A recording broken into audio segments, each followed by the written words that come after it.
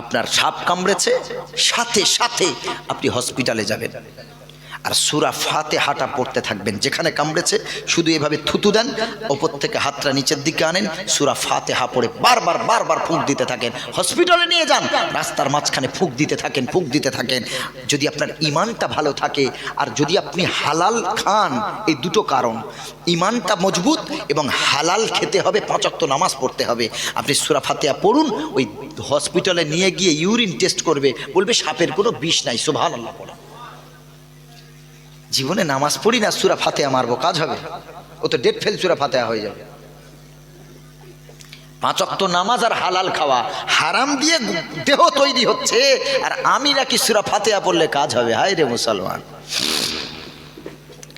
সাহাবীদের একটা দল যাচ্ছে রাস্তা থেকে, একজন দৌড় দিয়ে এসে বলে গোত্রপতিকে সাপে দংশন করেছে। বুখারী শরীফের হাদিস। সূরাতুল ফাতিহার তাফসীরটা পড়বেন, সব তাফসীরের কিতাবে আছে। একজন সাহাবী দৌড় দিয়ে গেলেন, সাপে কামড়ানো রোগীটা কাছে বসে বিসমিল্লাহ বলে সূরা ফাতিহা পড়ে ফুঁক দিয়ে দিলেন। রোগী, যে রোগীর মুখ থেকে গেজা উঠে গেছে, ওই রোগীটা চোখ খুলে সুস্থ হয়ে গেছে। জোরে বলেন সুবহানাল্লাহ। সহি হাদিস, টনটনে সহি। এইবার বলল কি হবে? সাহাবী বলল ঝাড়ফুঁক করতে পারি, বিনিময়ে কিছু লাগবে। এর আগের ঘটনা হলো, সাহাবীরা কিছু খেতে পান না, ওই এলাকায় কিছু খাবার জন্য চেয়েছিল, পানির ব্যবস্থা করতে বলেছিল, তারা পানিও দেয় নাই, খানাও দেয় নাই। এখন বিপদে যখন পড়েছে, ওই সাহাবী বলছে আমরা ফ্রিতে কাজ করব না, আমাদের খাবার ব্যবস্থা করতে হবে। কি দিতে হবে? বলল 30টা ছাগল দিতে হবে, 30টা ছাগল আর দুধ দিতে হবে। তোদের আগে ভালোভাবে চেয়েছিলাম, যদি সেই সময় দিতিস ফ্রিতে সার্ভিস দিতাম।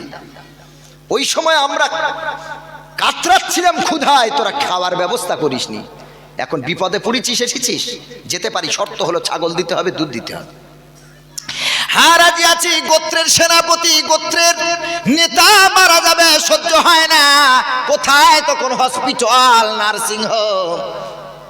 সাহাবী একজন দৌড় দিয়ে ছুটে গেলেন, দোয়া পড়ে ফুঁক দিলেন, রোগী সুস্থ। এইবার ছাগলও পেল, দুধও পেল, কিন্তু কেউ খেলো না। বলল এই ঘটনাটা তো আমাদের জীবনে প্রথম, এই ছাগল আর ছাগলের দুধ খাওয়া যাবে কিনা? চল নবীকে জিজ্ঞাসা না করে আমরা তা গ্রহণ করব না। সাহাবীর দল চলে গেল রাসূলুল্লাহর কাছে। ইয়া রাসূলুল্লাহ, ইয়া হাবিবাল্লাহ, ঘটনা এই। আল্লাহ নবী মুচকি হেসে বলেন ফুঁকটা দিয়েছে কে? সাহাবী মনে করলেন আমি কোনো কি ভুল করলাম, থরথর করে কাঁপে। কে ফুঁক দিয়েছে? সাহাবী সামনে এসে বলে ইয়া রাসূলুল্লাহ আমি। ওরে আবু সাঈদ খুদরি, ওরে আবু সাঈদ শোন, কি পড়ে ফুঁক দিয়েছিস? বলল আমি সূরা ফাতিহা পড়ে ফুঁক দিয়েছি, আর কিছুই জানি না। আপনি তো বলেছেন সূরা ফাতিহা হলো শেফা, সূরা ফাতিহা হলো ঔষধ, রোগের অ্যান্টিবায়োটিক, সূরা ফাতিহা হলো ভ্যাকসিন। আপনার কাছেই শেখা, এই জন্য আলহামদু সূরা পড়ে ফুঁক দিয়েছি, আর আমি কিছুই জানি না। সুবহানাল্লাহ। আল্লাহর নবী বলেন আবু সাঈদ, তোমরাও এই ছাগল বন্টন করে নাও, দুধও তোমরা ভাগ করে নাও, আর আমি নবী আমার জন্য একটা ভাগে রেখো। সুবহানাল্লাহ পড়েন। ঝাড়ফুঁক করে টাকা নেবেন, সূরা ফাতিহা পড়বেন, রুগী ভালো হবে।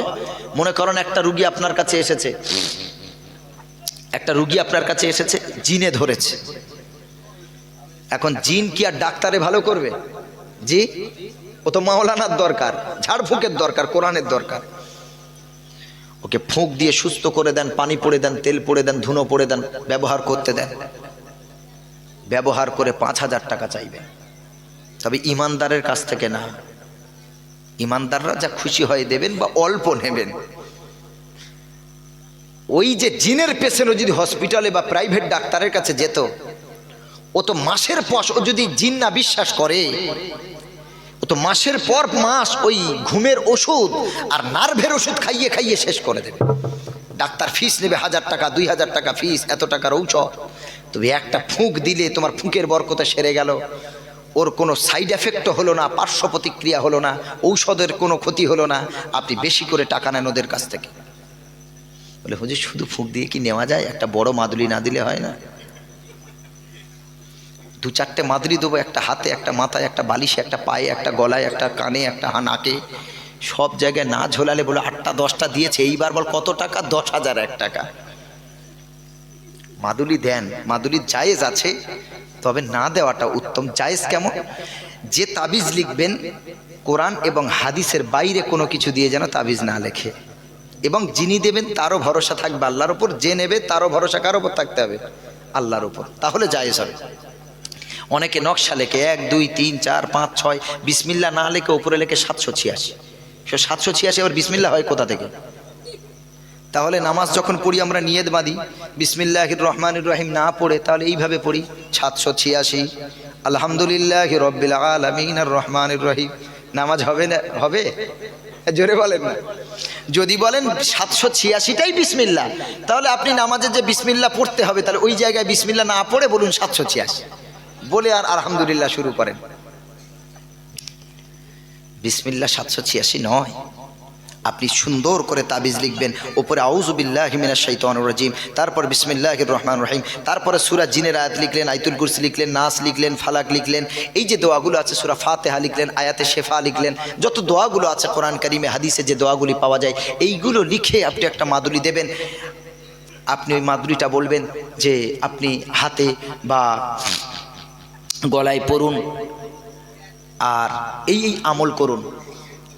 আমার কাছে যে হিন্দু পেশেন্টগুলো আসে, আমিও তো মানে অ্যালোপ্যাথি চিকিৎসার ফাঁকে আমি এই একটু তদবিরের কাজ করি। যে হিন্দু পেশেন্টগুলো আসে, আমি তাদের ওই ইউটিউব খুলিয়ে সূরা বাকারাটা বলি, এইটা বাকারা মোবাইলে শোয়ার সময় লাউডে দিয়ে শুনবে। ঘোড়ার ডিম দেখা যায়, ওসব কিচ্ছু না, ভণ্ডামি। কাগজে ফুঁক দেয়, আগুন ধরে যায়, ওসব কিচ্ছু না।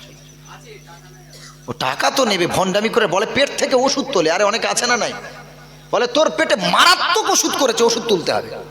তো পেটের ওষুধ যদি তোমার কেরামতেই ওঠে, তো গল ব্লাডারে যখন পাথর জমে, কিডনিতে যখন স্টোন হয়, পাথর হয়, তোমার ওই কারামতিতে পাথর ওঠে না কেন? তাহলে তো অপারেশন থেকে বেঁচে যেতাম আমরা।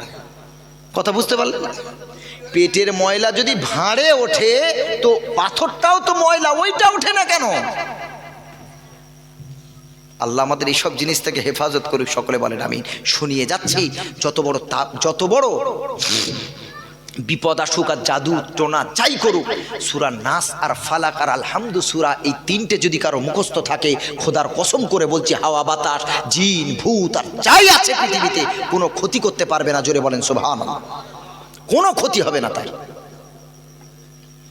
কেউ ক্ষতি করতে পারবে না। সূরা নাস, সূরা ফালাক, আয়াতুল কুরসি আর সূরাতুল ফাতিহা আমল করবেন। আল্লাহর নবী সাল্লাল্লাহু আলাইহি সাল্লাম বলেন, কেউ যদি রাতে শোয়ার সময় ঘুমানোর আগে আয়াতুল কুরসি একবার পড়ে নেয়, তার মাথার কাছে আল্লাহ তাআলা একটা বডিগার্ড রেখে দেয়। জোরে বলেন সুবহানাল্লাহ। ফজর পর্যন্ত আল্লাহর দেওয়া ফেরেশতা বডিগার্ড হিসেবে থাকে। কোনো জিন, কোনো শয়তান, কোনো জাদু, কোনো সিহির তার কোনো ক্ষতি করতে পারে না। আমল করুন। আল্লাহর নবীর দাড়ির চুল আর চিরুনি দিয়ে জাদু করা হলো। আল্লাহর নবী তিনটে বর্ণনায় পাওয়া যায়, সব থেকে যেটা সহিহ বর্ণনা, 40 দিন পর নবীজির গায়ে যখন ওই জাদুর প্রভাব পড়ল, নবীজি খাওয়া বন্ধ হয়ে গেল, মুখটা শুকিয়ে গেল, নবীজির ক্ষুধা কোথায় চলে গেল, শরীর জীর্ণ হয়ে যেতে চলল, গা গুলায় বমি বমি ভাব হয়। আমার নবীকে আল্লাহ তাআলা জিবরিল আমিন দ্বারা নবীজিকে আল্লাহ তাআলা ইলহাম করলেন, ওহী করলেন। স্বপ্নের মাধ্যমে আল্লাহ তাআলা দেখিয়ে দিলেন, ও হাবিব, অমুক কুয়ার ভিতরে পুরানো কুয়ার তলায় আপনার দাড়ির চুল আর চিরুনি দ্বারা জাদু করা আছে। যে জাদু করেছেন তার নাম নবীজি আল্লাহ তার নবীকে জানিয়ে দিলেন। এক ইহুদি জাদু করলো, যখন সামনাসামনি মারতে পারে না, তখন জাদু করে মারার চেষ্টা করে। এজন্য বলছি আসসিহরু হাক্কুন, জাদু হলো সত্য, জাদু মিথ্যা নয়। আল্লাহর নবী সাল্লাল্লাহু আলাইহি সাল্লাম আবু বকর, সালমান ফারসি সহ অনেক সাহাবীকে পাঠিয়ে দিলেন। আর ওই কুয়ার নাম ধরে নবীজি পাঠিয়ে দিলেন, অমুক নামের কুয়ার কাছে যাও। ওই কুয়ার কাছে গিয়ে যখন দেখা হলো, কুয়ার নিচের পানি পর্যন্ত লাল টকটক করছে। ওইখানে জাদুর ওই চিরুনি আর চুল ওইখানে আর খেজুর গাছের ছড়া চাপানো আছে। সাহাবী ওটা তুললেন, তোলার পর ওই চিরুনি, আপনার কিনা দাড়ির চুলের ভিতরে 7টা গেরা লাগানো ছিল। 7 গিরাতে নবীজি বললেন সূরা নাস আর ফালাক 7 বার করে ফুঁক দাও। একবার ফুঁক দিয়েছে, একটা গিরা খুলে গেছে। 7টা গেরা খুলে গেল, সাথে সাথে আমার আল্লাহ আমার নবীর শরীরকে সুস্থ করে দিলেন। জোরে বলুন না সুবহানাল্লাহ। এই আমলগুলো করবেন, বাচ্চাদেরকে শেখাবেন, সূরা নাস পড়বে। আর যাদের বাড়িতে বাচ্চা আছে, মাগরিবের সময় সূর্য ডোবার সময় বাচ্চাকে বার করবেন না, হাদিসে আছে। সন্ধ্যার সময় আর সূর্য যখন মাথা বরাবর সোজা হয়ে আসে, মানে প্রত্যেকটা জিনিসের ছায়া তার নিজস্ব ছায়ায় থাকে, এই সময়টা 20 মিনিট খুব খাতারনাক সময়। সূর্য ডোবার সময় 20 মিনিট খুব খাতারনাক সময়।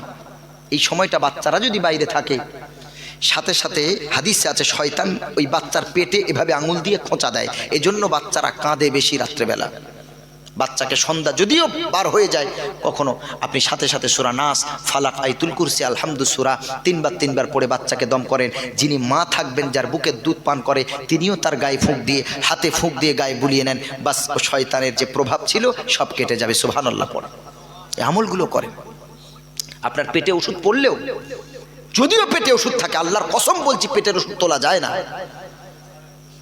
এমন একটা লিকুইড আছে, পানির সাথে ঠেকলেই অটোমেটিক্যালি 4-5 মিনিট পর ওটা গাছের মতো শিকড় তৈরি হয়ে যায়। আপনি অবাক হয়ে যাবেন। এমন একটা পাতা আছে, সেই পাতা আপনার পিঠের চালে বা যে কোনো জায়গায় ঠেকালে ওই পাতাতে পোকা তৈরি হয়ে যায়। আপনি ভাববেন লিভারের পোকা বেরোচ্ছে, জন্ডিস ঝাড়ায়। তেল মশলা খেয়ে লিভার ফুলে জন্ডিস হচ্ছে, ওর জন্ডিস ঝাড়িয়ে নাকি সারে। কি আশ্চর্য! এইসব প্রোপাগান্ডায় কান দেবেন না, ঝাড়াবেন না। ঝাড়ান, সূরা ফাতিহা পড়ে নিজে ফুঁক দেন। আপনি কিসের ঝাড়াতে যাচ্ছেন, উল্টো পাল্টা করছেন? ফুঁক দেন আর পেটের ডাক্তার দেখান। জন্ডিস, এই লিভারটা যখন ফুলে যায়, লিভারটা যখন ড্যামেজ হওয়ার পথে, তখন আমাদের মূত্রটা হলুদ রং ধারণ করে। এটাকে জন্ডিস বলা হয় বা নেবা বলা হয়, বা অন্যান্য আরও নাম আছে। ডাক্তার দেখান। নিজে সূরা ফাতিহা 7 বার পড়ে আর যে দোয়াগুলো বললাম পানিতে পড়ে বিসমিল্লাহ বলে খান, বাচ্চাদের খাওয়ান, আল্লাহ ভালো করবে। যত বড় জাদু হোক, যত বড় বদনজর লাগুক, এই দোয়াগুলো পড়ে পানিতে ফুঁক দিয়ে গোসল করবেন, নিজে খাবেন, বাচ্চাকে খাওয়াবেন। মনে হচ্ছে যে বাচ্চা খাওয়া বন্ধ করে দিয়েছে, নজর লেগেছে মনে হয়, আপনি সূরা ফাতিহা, আয়াতুল কুরসি, নাস, ফালাক পড়ে পানিতে ফুঁক দিয়ে খাওয়ান, লবণে ফুঁক দিয়ে খাওয়ান, ওকে একটু গোসল করিয়ে দেন, দেখবে সব নজর কেটে গিয়ে আবার খেতে লেগেছে। না হয় ডাক্তার শুধু খাওয়ার ওষুধ দিয়ে ভর্তি করবে, খিদে আর বাড়বে না। করবো ইনশাল্লাহ, সকলে বলেন ইনশাল্লাহ।